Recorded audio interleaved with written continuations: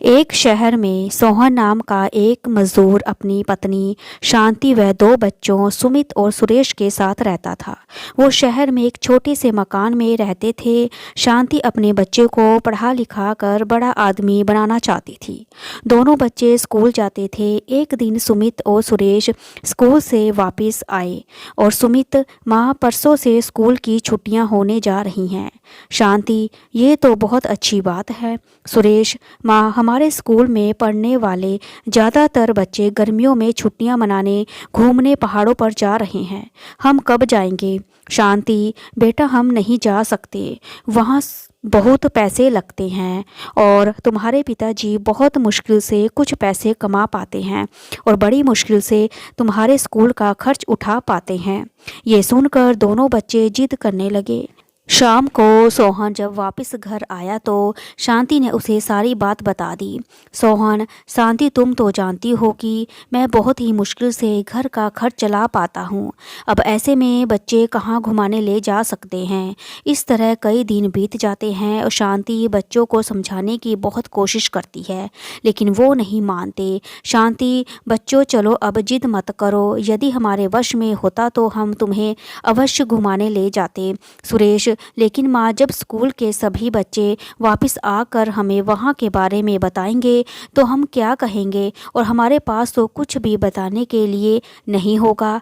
अगले दिन शांति और सोहन बात करते हैं। शांति, सुनो जी, बच्चों के लिए कुछ तो करना पड़ेगा, आखिर इनका भी मन करता है कहीं जाने का। सोहन, मेरे पास कुछ पैसे हैं, कुछ और पैसों का इंतज़ाम करके इन्हें अपने गांव ले चलते हैं। वहाँ एक पहाड़ भी है और इनका घूमना हो जाएगा और इसी बहाने हम भी गांव में कुछ समय बिता पाएंगे। कुछ दिन बाद सोहन, शांति और दोनों बच्चे गांव के लिए निकल जाते हैं। बच्चे बहुत खुश होते हैं और सोहन उन्हें लेकर गांव पहुंच जाता है।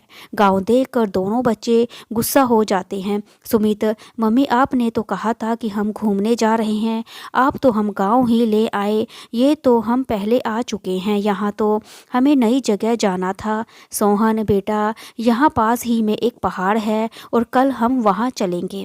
अगले दिन सोहन बच्चों के लिए पहाड़ दिखाने ले जाता है।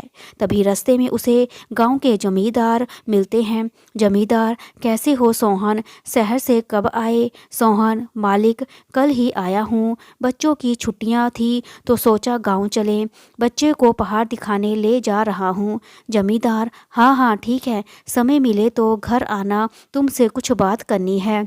सोहन बच्चे को पहाड़ पर ले जाता है। कुछ समय बाद सब घर वापस आ जाते हैं। शांति, बच्चों घूम आए पहाड़ पर, कैसा लगा? सुरेश, माँ ये भी कोई पहाड़ है? हमारे दोस्त जिस जगह गए हैं वहाँ पर तो बर्फ़ पड़ रही है।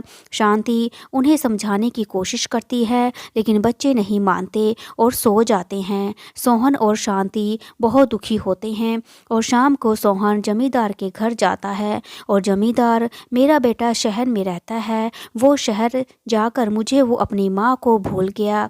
मैं बहुत बीमार रहता हूँ, मेरी पत्नी भी ठीक नहीं रहती, लेकिन वो एक बार भी मुझसे या अपनी माँ से मिलने नहीं आया। कल तुमने अपने बच्चों के बारे में बताया तो सोचा तुमसे बात करूँ। तुम्हारे बच्चे गांव में रहते थे तब ठीक थे और अब शहर में थे, नई नई चीज़ें सीखते हैं, तुमसे जिद करते हैं, बड़े होकर ये भी तुम्हें भूल जाएंगे। मैंने अपने बेटों को शहर भेजकर गलती की, वो गलती तुम मत करना, यहीं गांव में रहो। सोहन, आप ठीक कह रहे हो मालिक, लेकिन ये तो अभी बहुत छोटे हैं और फिर गांव में रहेंगे भी क्या? जमींदार, मैं अपनी पत्नी को लेकर शिमला जा रहा हूँ, वहाँ मेरा बड़ा सा घर है, मैं चाहता हूँ कि तुम सब भी हमारे साथ चलो, हमारी देखभाल करने के लिए वहीं स्कूल में तुम्हारे बच्चों का दाखिला करा देंगे और तुम दोनों हमारी और हमारे घर की रखवाली करना। जितना शहर में कमाते हो उससे दुगना कमा लोगे। सोहन, ठीक है मालिक, एक बार पत्नी से बात करके कल आपको बता दूंगा। सोहन ने शांति से बात की और शिमला जाने की बात सुनकर बच्चे बहुत खुश हुए।